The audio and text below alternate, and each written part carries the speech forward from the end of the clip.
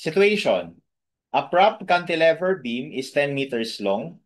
Its flexural capacity is 680 kilonewton meter and its web shear capacity is 820 kilonewtons. Flexural rigidity of the beam is 65 times 10 to the 12 Newton millimeter squared. For the first question, find the allowable load on the beam based on its flexural capacity. So, dito, once again, no, dahil ito ay prop beam,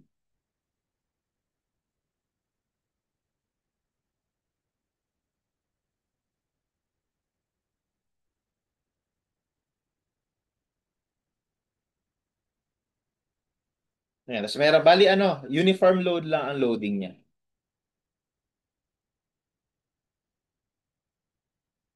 Okay?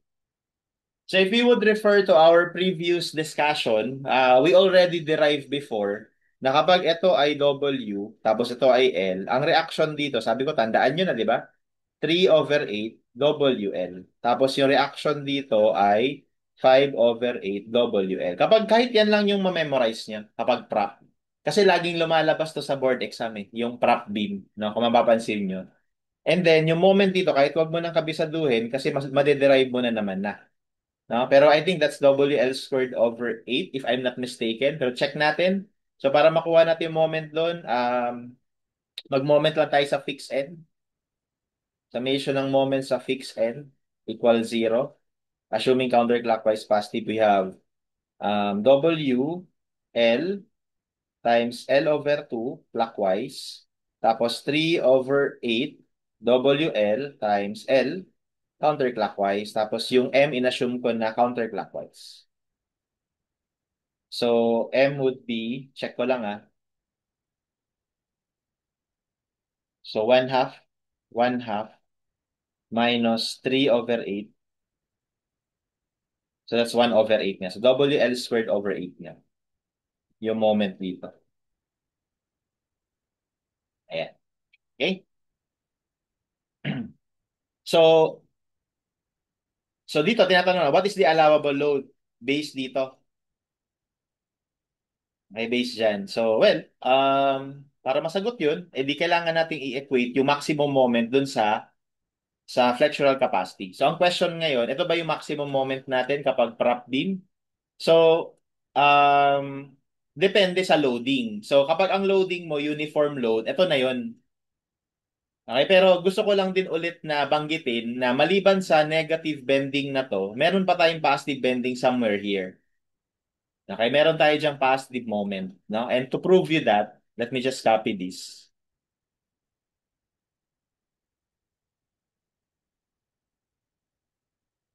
Baka kasi ma-overlook minsan yun eh. Lalo na pag ang problem, ano, merong positive moment na capacity, merong negative moment na capacity. So pag ganun, ito negative moment, itong nakikita natin ngayon dito, ito, negative to.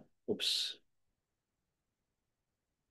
Ito negative yan. No? Pero may positive moment somewhere here. So, kapag drawing mo yung shear diagram, ang itsura ganito. So, this is 5/8 WL and then this is 3/8 WL. Tapos kukunin mo to, di ba? Para mahanap mo. Ito, may point of zero shear tayo dito.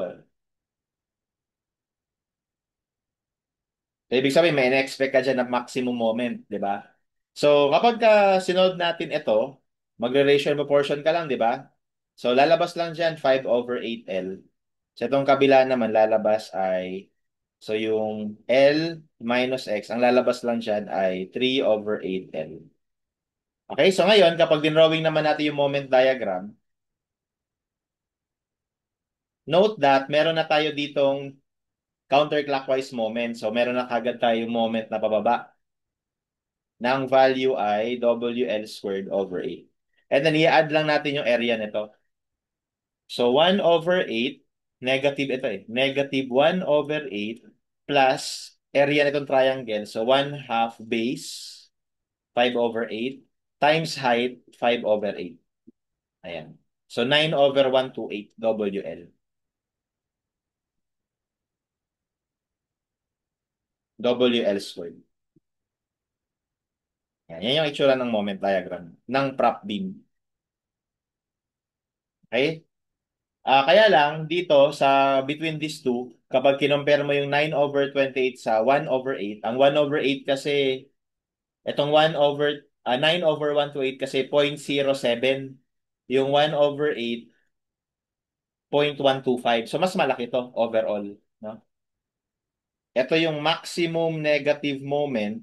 Yan na rin yung maximum absolute moment. Okay? Ito naman yung maximum positive moment. Pero hindi siya yung maximum absolute kasi mas malaki nga ito. Okay, kaya between the two, ito yung mag-govern kasi mas malaki. Pero ulitin ko, baka kasi ang ibigay sa atin na moment capacity, dalawa. Isang pang positive, isang pang negative. So, syempre, yung pang positive na capacity, dito mo i-compare. Tapos, yung negative na capacity, dito mo naman i-compare. Okay? Pero kung wala namang binanggit, ibig sabihin nito, itong maximum capacity is yung absolute na. So, ibig sabihin panglahatan na. At sa buong prop beam, ang pinakamalaki is yung WL squared over. Ito na rin yun. Okay? So, to answer number one, ano daw yung W para hindi to ma-exceed? So, lagyan natin. Number one, so syempre, yung magiging moment natin, maximum, hindi dapat lalagpas sa 680. Okay? And ano ba yung maximum moment? We know that that is WL squared over 8. Okay, and ang L natin is 10 meters. So we have W times 10 squared over 8 should not exceed 680. So therefore, W should not exceed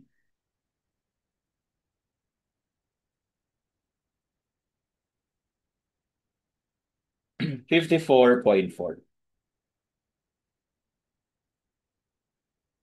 Okay, and that will be our answer for number one.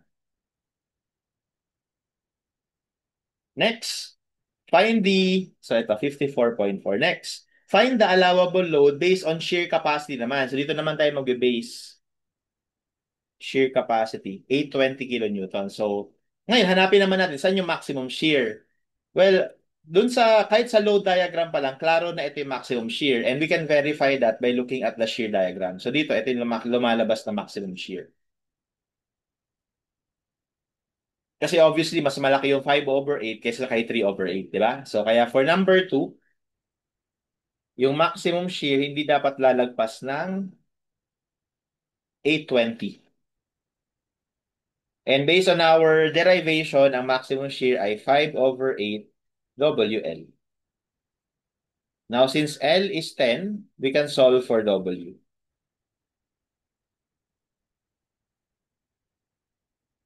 So we have 820 times 8 over 10 over 5. And that gives us 131.2 kilonewton per meter. So that will be our answer for number 2. Okay? And lastly, so ito yon letter B. So lastly, the prop is removed, resulting to a displacement at the free end of the beam.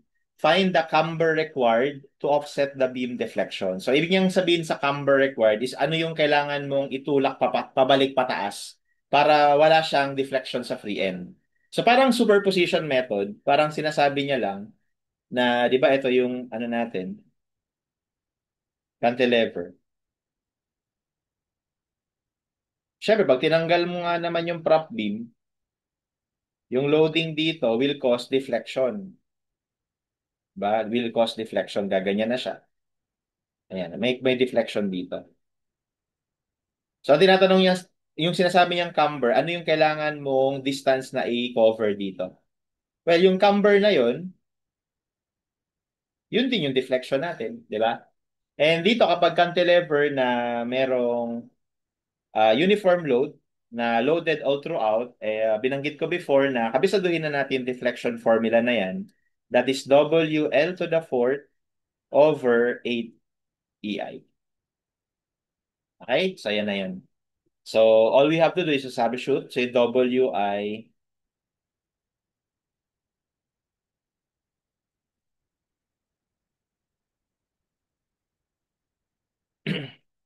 I think dito sa ano, I think dito sa number 3, dapat may given na W pala. So, dapat may given na W. So, double check ko lang to.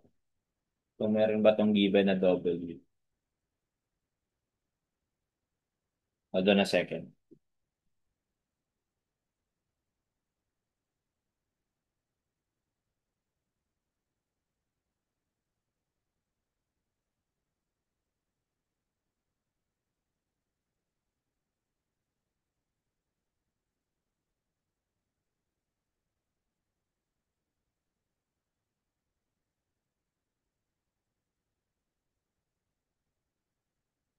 Okay. So for this one, bali since binigyan tayo ng dalawang ano pala, hindi na pala given yung W dito. So since binigyan tayo dito ng dalawang capacities, yung base sa moment tsaka yung base sa shear. Tapos ang sabi dito, or yung base sa computation natin, no, ang maximum na load na pwede mong ipatong ay 54.4 para hindi ma-exceed yung flexure capacity.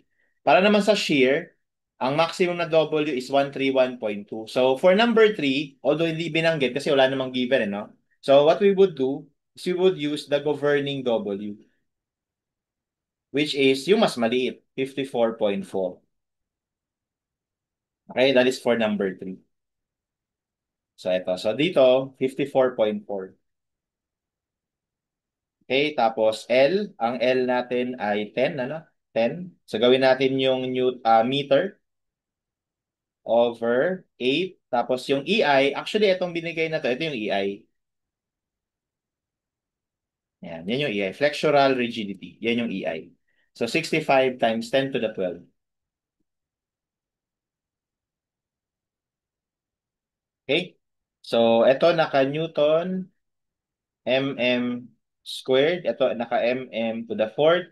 Ito, kilonewton per meter. Pero nabanggit ko na yan, equal lang yan sa Newton per mm.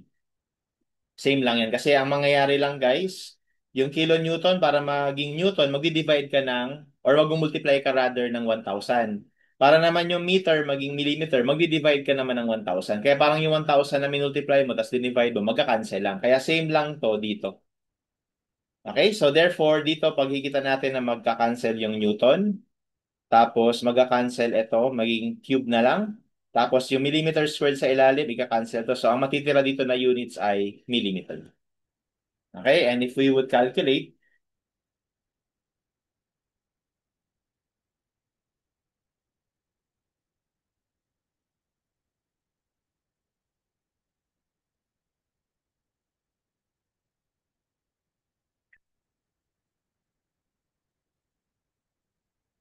so parang sobra ng 1,000 ito.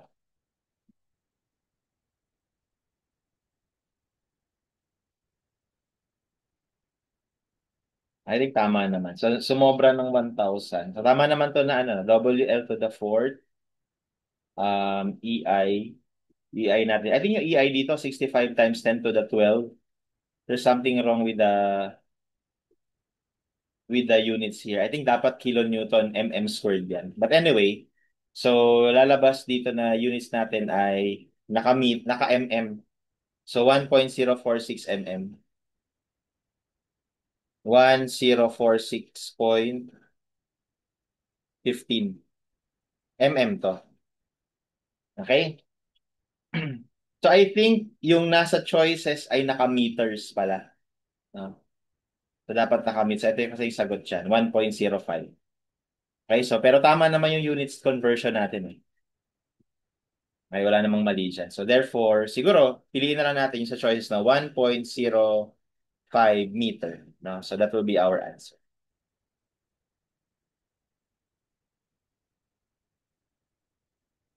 Okay, so that is letter A. Alright? And that's how we solve this problem.